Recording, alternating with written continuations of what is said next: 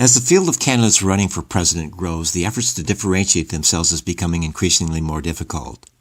They all seek to have as many commonalities with the voters as possible by trying to be all things to all people.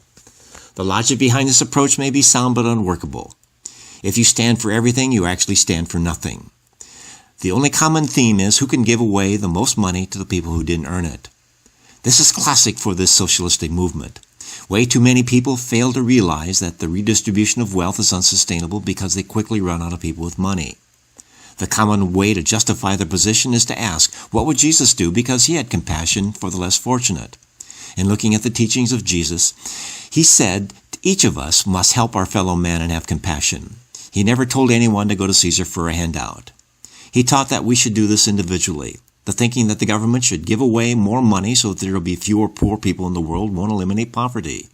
There will always be a lower half that is less fortunate. Even the upper half also has a lower half, and to expect everyone to be equally miserable is ridiculous. The real problem with liberal thinking is that they believe that everyone deserves to get something from the government. They try to convince us through political correctness that social justice and wealth redistribution is the answer.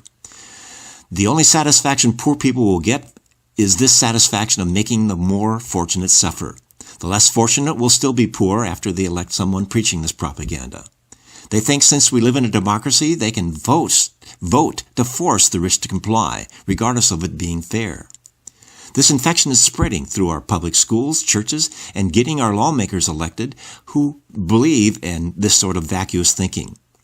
Even though all past attempts at socialism have failed, they all feel that they are smarter and they can fix the world with their approach this time.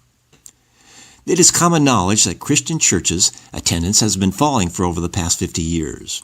When asked why they don't attend, the common response is, "I don't get anything out of it." This echoes back to the heart of the problem when John Kennedy said, "Ask not what your country can do, but what you can do for your country." The reason why people aren't getting anything out of church is that they're not giving anything to it in the first place. Churches are community, with attendance vital in gaining reassurance that the sharing of values of faith, fairness, and truthfulness and sustainability and integrity is the only way to survive in this world. We are supposed to share these values and our resources with we the people in our constitutional republic and not have the government force us to be charitable. Anything worth having is never free, with the generosity of our communities after these disasters is gratifying.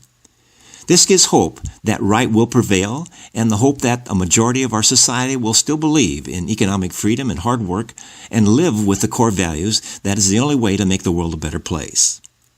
This is Keith Kuby wishing you to make the world and Nebraska a better country.